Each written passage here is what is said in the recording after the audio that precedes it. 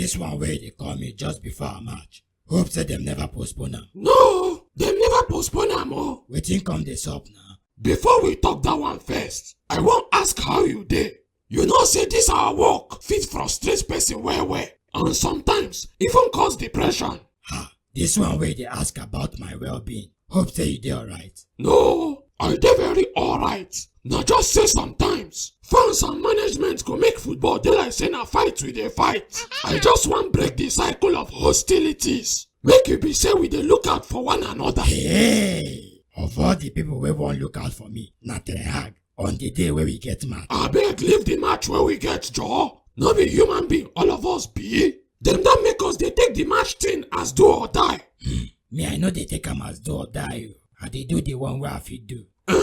Na wetin I wan hear be that. Na so e suppose be. Oya, so why you dey come? Wait first, no dey rush things in life. How the family? See, Ten Hag, I no get time. I dey busy with my boys. My wife and children dey fine. If you no wan talk wetin make you call, I go call this call. Okay, no cut am. You know say where una dey for table now na peace of mind position. Wetin you mean by that one? You know say una dey 18 points from relegation zone and 9 points from any European competition. Wetin do the position? I just dey talk based on say na stress-free position be that. Una no dey fight for or against anything.